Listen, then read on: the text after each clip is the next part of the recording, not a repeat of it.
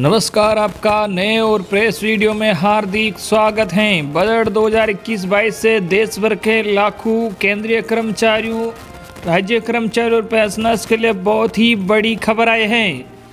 जी हां, 7% महंगाई भत्ता में बढ़ोतरी सहित सैलरी व पेंशन में बढ़ोतरी को लेकर इस वक्त की बड़ी खबर आई है। इसी के साथ राज्य सरकार के कर्मचारियों, केंद्र सरकार के कर्मचारियों, पेंशनर्स के लिए टैक्स छूट को लेकर भी बड़ी खबर है जो आपको इस वीडियो में देखने को मिलेगी। तो बने रहे वीडियो के लास्ट तक और जानिए महत्वपूर्ण खबरों को सबसे पहले। इससे पहले अगर आपने अभी तक भी इस वीडियो पर एक लाइक नहीं किया तो एक लाइक कर दीजिए, क्योंकि आपका एक लाइक ही हमारी मेहनत का फल होता है। और चैनल को भी फ्री में सब्सक्राइब नहीं किया और सब्सक्राइब कर लीजिए, ताकि आगे भी आपको कर्मचारी पेंशनर से जुड़ी हर एक अपडेट सबसे पहले फ्री में देखने को मिलती रहे। आज की पहली बड़ी खबर, इनकम टैक्स स्लैब में होगा बदलाव या सेक्शन 80C में बढ़ेगी छूट की सीमा। जी हां, आपको बता दें, हर साल केंद्रीय बजट लोगों के लिए ढेर सारी उम्मीद लेकर आता है। मिडिल क्लास टैक्स दरों में राहत की उम्मीद करता है, तो देश का गरीब और वंचित तबका अपने उत्थान के लिए सरकार की ओर देखता है। लोगों की नज़र इस बात पर भी रहती है कि बजट में कौन सी वस्तुएं महंगी होने वाली हैं और कौन सी चीज़ें सस्ती हो सकती हैं। इसके साथ ही बजट से देश की आर्थिक सेहत का भी पता चलता है, लेकिन यह सर्वविदित है कि बजट में लोगों की सबसे ज़्यादा नज़र टैक्स को लेकर होती है। बजट से पहले एक्सपर्ट भी इकोनॉमी को देखते हुए अपनी राय प्रकट करते हैं। अंकित सेहरा एंड एसोसिएट्स के फाउंडर और टैक्स एक्सपर्ट अंकित सेहरा कहते हैं, आने वाले बजट 2021 से ये उम्मीद की जा सकती है कि सेक्शन 80C की कटौती सीमा 1.5 लाख रुपए से बढ़ाकर 3 लाख रुपए प्रति वर्ष होनी चाहिए। ये बदलाव निवेश को अधिक से अधिक बढ़ावा देगा और अंततः देश के समग्र विकास को बढ़ावा देगा। उन्होंने कहा, साथ ही हम उम्मीद कर रहे हैं कि इस बार सरकार लॉन्ग टर्म और शॉर्ट टर्म सेविंग के बीच स्पष्ट अंतर अपनाएगी, क्योंकि लॉन्ग टर्म सेविंग को प्रोत्साहित करने के लिए टैक्स पॉलिसी में कोई बड़ा प्रोत्साहन नहीं है, जो इस महामारी के दौरान बेहद जरूरी है। जीवन बीमा पॉलिसी और पेंशन फंड दीर्घकालिक उद्देश्य के लिए बचत का प्रमुख स्रोत है। इस बार हम उम्मीद कर सकते हैं कि सरकार धारा 80C के अलावा इन दोनों के लिए अलग अलग छूट की सीमा तय करने पर विचार करेगी। Tax and investment expert Balwant Jain ने भी इन्हीं बातों को विस्तार देते हुए कहा कि सेक्शन 80C के तहत मिलने वाली टैक्स छूट को 2.5 लाख रुपये किए जाने की जरूरत है। वर्तमान में सेक्शन 80C के तहत 1.5 लाख रुपए की टैक्स छूट मिलती है। उन्होंने साथ ही कहा कि आम टैक्सपेयर्स के लिए टैक्स छूट की सीमा को 2.5 लाख रुपए से बढ़ाकर 5 लाख रुपए किए जाने की जरूरत है। उन्होंने कहा कि खास तौर पर वरिष्ठ नागरिकों को इस मोर्चे पर रिलीफ मिलनी चाहिए। जैन के मुताबिक इसकी वजह यह है कि वरिष्ठ नागरिकों के पास कोई कमाई का कोई और जरिया नहीं होता है। दूसरी ओर सेविंग पर ब्याज काफ़ी कम हो गई है और मुद्रास्फीति काफ़ी ऊपर है। ऐसे में टैक्स की देनदारी से वरिष्ठ नागरिकों को दोहरी समस्या होती है। रियल एस्टेट सेक्टर को बूस्ट करने और मध्यम वर्ग को राहत देने के लिए जैन ने होम लोन के मूलधन के भुगतान के लिए सेक्शन 80C के इतर 80C से 2 लाख रुपए की टैक्स छूट देने की हिमायत की है। अगली बड़ी खबर, देश के करोड़ों पेंशनर्स में किस किस को मिलती है टैक्स छूट। SBI ने दिया हर सवाल का जवाब। जी हाँ, आपको बता दें कि कर्मचारियों को अलग अलग तरह की पेंशन मिलती हैं, इसलिए इस पर लगने वाला टैक्स भी अलग अलग होता है। जब एक कर्मचारी को रिटायरमेंट के बाद जीवन पर पेंशन मिलती है तो इस पर टैक्स लगता है। कर्मचारी 2 तरह के होते हैं, सरकारी और गैर सरकारी। इसी तरह पेंशन भी 2 तरह की होती है, कम्यूटेटेड और दूसरी है अनकम्यूटेड। कम्यूटेड पेंशन एक निश्चित अवधि का भुगतान है। जैसे किसी को 2000 रुपये की मासिक पेंशन मिलती है तो सैलरी की धारा 15 के अंतर्गत इस पर टैक्स लगता है, फिर चाहे कर्मचारी सरकारी हो या गैर सरकारी। लेकिन यहाँ एक सवाल उठता है कि किस पेंशनर्स को टैक्स पर छूट मिलती है। आइए जानें इन सवाल का जवाब। जी हाँ, सवाल था कि SMS के माध्यम से मासिक पेंशन का विवरण कैसे प्राप्त करें।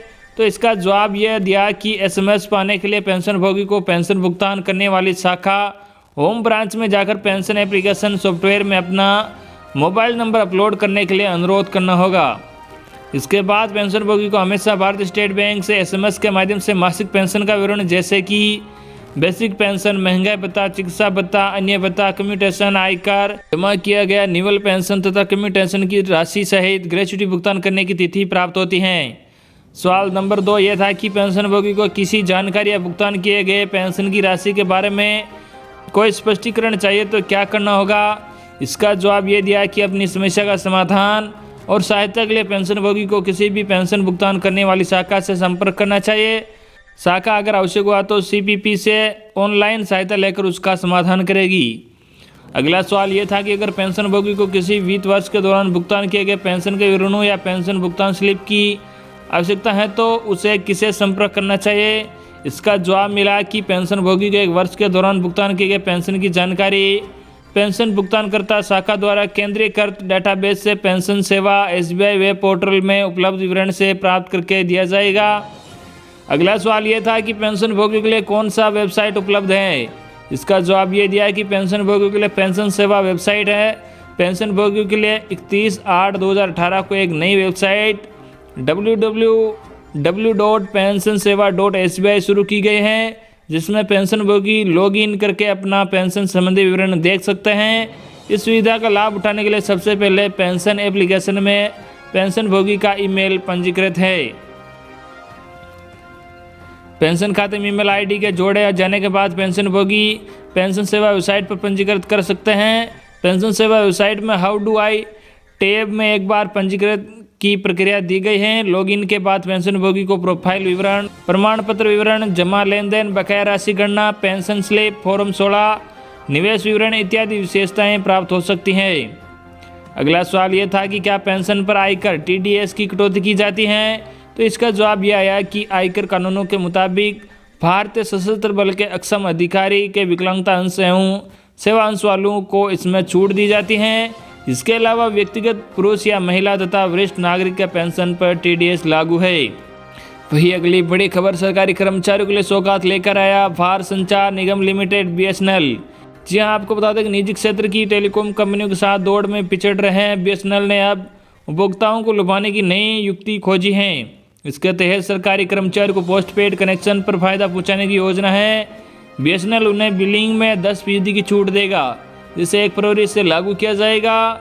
BSNL अभी तक राज्य सरकार और केंद्र सरकार निगमों के कर्मचारियों को पोस्टपेड कनेक्शन पर 5% की मासिक और वार्षिक छूट बिलिंग में दे रहा है।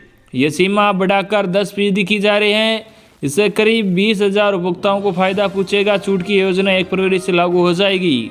रिटायर्ड कर्मी भी पाएंगे लाभ। जी हाँ, बिलिंग में छूट का लाभ रिटायर्ड कर्मचारियों को भी मिलेगा। इससे अब BSNL ने उपभोक्ताओं की संख्या बढ़ाने की उम्मीद भी लगाई है। वही अगली बड़ी खबर केंद्रीय कर्मचारियों को DA को लेकर है। जी हाँ, बजट 2021-22 से पहले देश भर के लाखों कर्मचारियों और पेंशनर्स के लिए बड़ी खबर है। सूत्रों से मिली जानकारी के मुताबिक केंद्र की नरेंद्र मोदी सरकार केंद्रीय कर्मचारियों को महंगाई भत्ते में 7% की बढ़ोतरी कर सकती है। इसका आधिकारिक ऐलान बजट सत्र या बजट सत्र के बाद किया जा सकता है। अगर केंद्र सरकार द्वारा ऐसा किया जाता है तो 50 लाख कर्मचारियों और 60 लाख पेंशनभोगियों को इसका फायदा होगा। केंद्रीय कर्मचारियों को महंगाई भत्ते में हर वर्ष बढ़ोतरी की जाती है। 2020 में भी इनके वेतन और भत्ते में बढ़ोतरी की गई, लेकिन कोरोना वायरस संक्रमण की वजह से इस पर रोक लगा दी गई थी। ये फैसला आर्थिक हालातों का हवाला देते हुए लिया गया था, जिसकी वजह से केंद्रीय कर्मचारियों को पुराने दर से महंगाई भत्ते का भुगतान किया जा रहा है। वही वैक्सीन शुरू होने के बाद आर्थिक व्यवस्था फिर से पटरी पर लौटने लगी है, इसलिए ऐसी उम्मीद जताई जा रही है कि केंद्र सरकार केंद्रीय कर्मचारियों के वेतन और भत्ते में बढ़ोतरी कर सकती है। गौरतलब है कि बीते साल कोरोना महामारी के कारण केंद्र सरकार ने DA में बढ़ोतरी को इस साल जून तक के लिए होल्ड कर दिया था। फिलहाल केंद्र सरकार के कर्मचारियों को 17% DA मिल रहा है। ऐसे में अगर सरकार मान गई तो DA में 7% का इजाफा हो जाएगा। तो ये थी आपके लिए आज की बड़ी खबर जो हमने सबसे पहले आप तक पहुंचाई है। आई होप कि आपको आज की हमारी न्यूज़ पसंद आई होगी। इस वीडियो को ज़्यादा से ज़्यादा शेयर करके अपने मित्रों तक जरूर पहुंचाएं। धन्यवाद।